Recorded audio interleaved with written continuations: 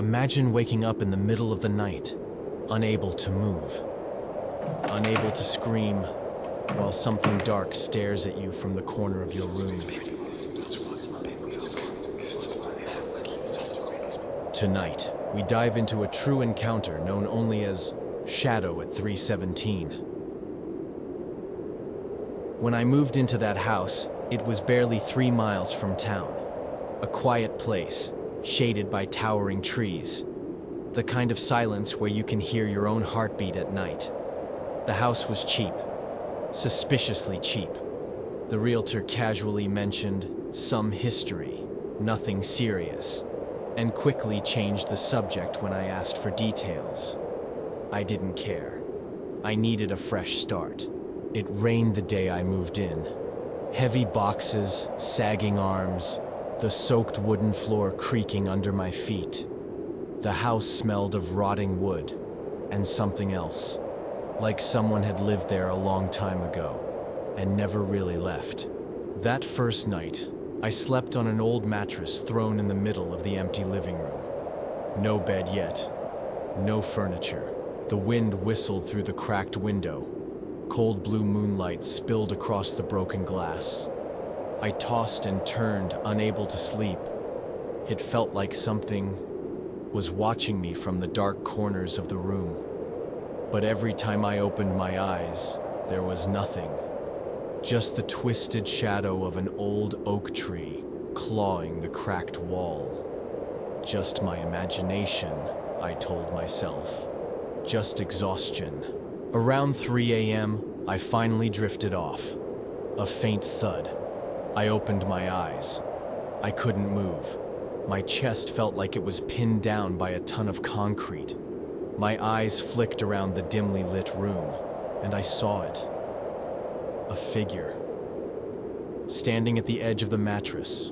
No face, only a tall, thin frame, a wide-brimmed hat drooping low. It stood there, unmoving, just watching.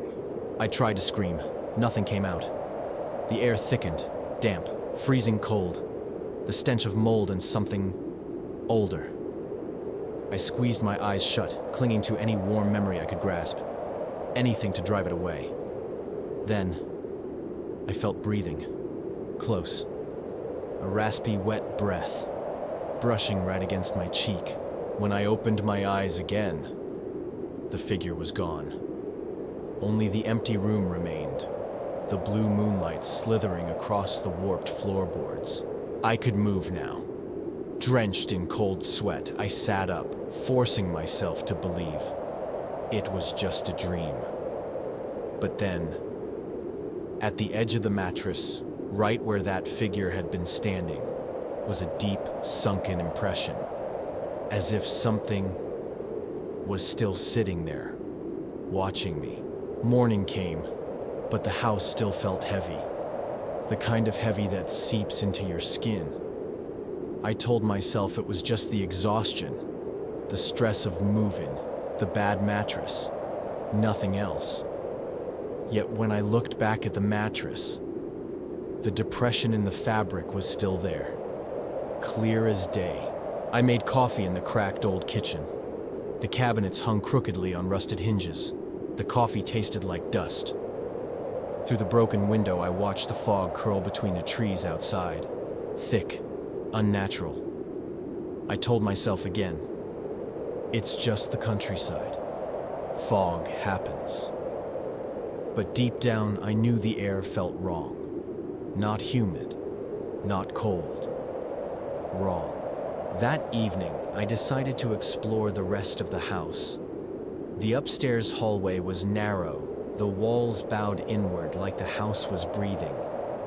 Old photographs hung crookedly, faces blurred by time, or something else.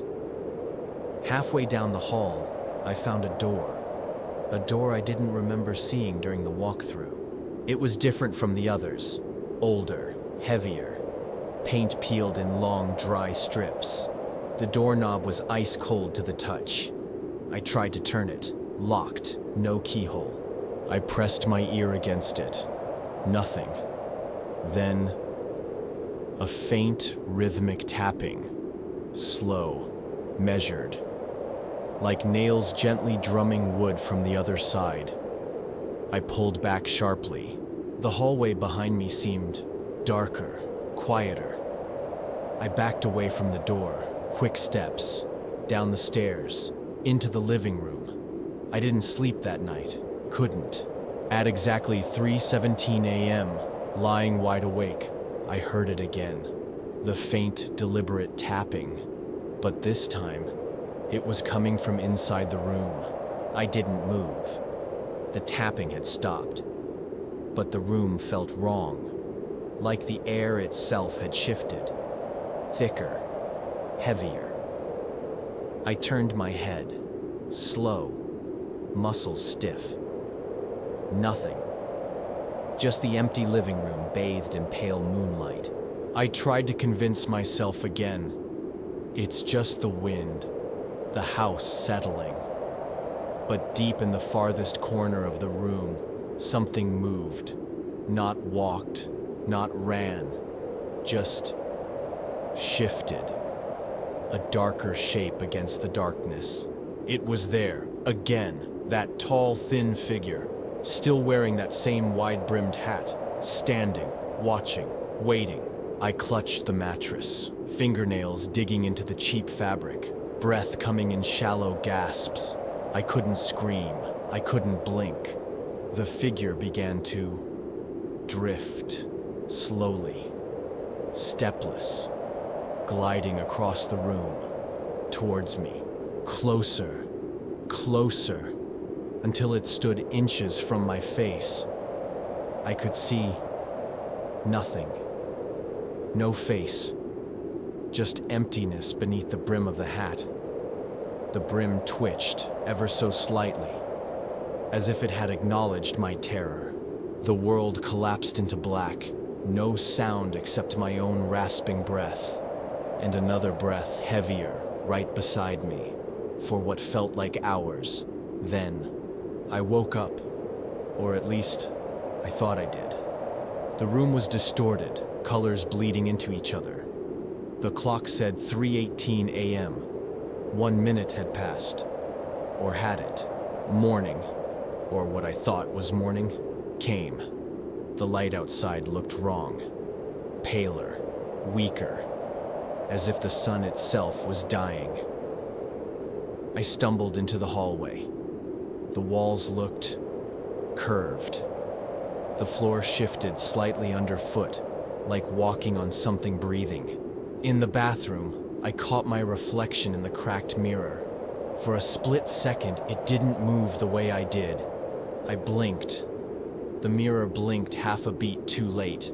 Back in the kitchen, there was a newspaper on the table. I didn't remember putting it there. The date was smudged, unreadable. But one headline, barely visible, caught my eye. Local man found dead at 3:17 a.m. Cause unknown. I blinked again. The paper was blank. I felt it before I saw it. A flicker at the edge of my vision. That same shape, tall, still, wrong. I turned. Nothing. But every time I looked away, it edged closer. I stared at the floor. The shadows twisted beneath my feet, not following the light, moving on their own, tugging at the edges of my reality. The upstairs hallway was darker now. The strange door, the one that had been locked, stood slightly open. A crack, just wide enough for something to slip through. And through that narrow gap, I saw it, an outline, waiting, watching, breathing. My hand moved on its own, toward the door.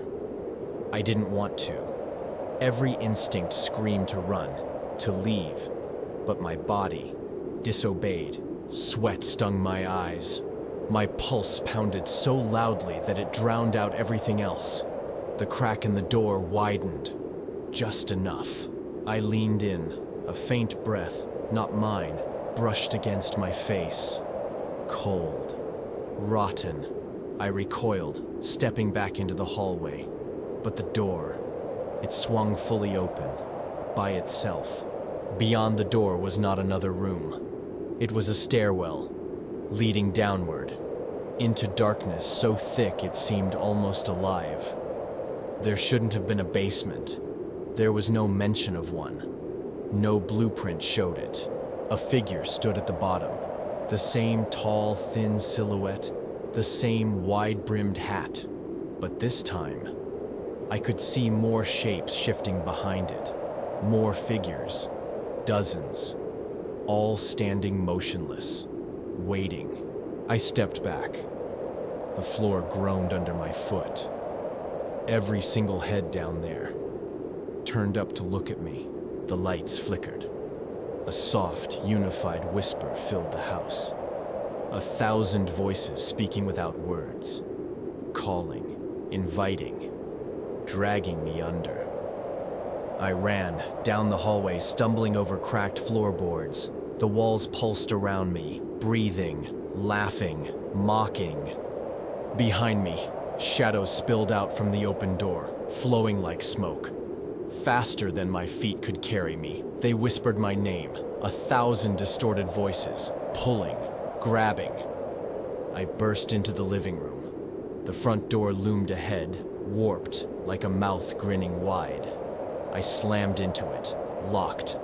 The deadbolt twisted itself, tightening with an invisible hand. The metal bent and bubbled like wax, merging into the doorframe. No escape. Behind me, a hand, or something shaped like a hand. Long, twisted fingers reaching through the black. It gripped my ankle, cold, final. I screamed, for real this time. But the sound was swallowed by the house. I was yanked backward. The world spun, shadows wrapped around me like drowning in ink, voices rising to a deafening roar. No words, only hunger. I fought, clawed, kicked. For a split second, I saw something through the chaos. An old photo, a family, standing on the porch of this house. Their faces blurred out, burning. I was in the photo. I fought. Hands clawed at me, not hands. Things pretending to be hands. They pulled at my arms, my legs, my throat. But somewhere deep inside, a memory sparked. A voice. A woman's voice, faint and far away. You have to resist. You have to wake up. I screamed, not in fear, in rage. The darkness split open, a crack of blinding white light ripping through the void. I broke free, staggered forward, toward the light. The shadows recoiled, hissing like animals burned. The ground shifted beneath my feet, but I didn't stop. The hallway stretched on forever, walls twisted and melted, folding into themselves. Behind me, the whispering voices rose to a screech. I didn't dare look back. There, at the end, a door. Different, not old, not broken, white, glowing, alive. I reached out, fingers trembling. The door pulsed with light, each beat matching my racing heart. I touched the door. The world exploded in white. Silence, total and absolute. I woke up, in my bed. Morning light spilled across the floor. Real light, no shadows, no whispers. Only the distant chirping of birds. Sunlight spilled across the wooden floor. Birds chirped faintly outside. For the first time in what felt like forever, the house was still, quiet, normal. I laughed, a short, broken laugh. It was over. I moved through the house, every room, untouched. No shadows, no whispers. It was like waking up from a nightmare you couldn't quite remember. At the front door, I hesitated. The doorknob was cool under my fingers. I turned it. It opened without resistance. Outside, the world was bathed in warm, golden light. The street was empty, silent, too silent. I took a step forward, and the world rippled. Only for a second, a flicker, as if the sun blinked, and for that instant, everything cracked. I walked past an old car, glanced at the window. My reflection stared back, but the face was wrong.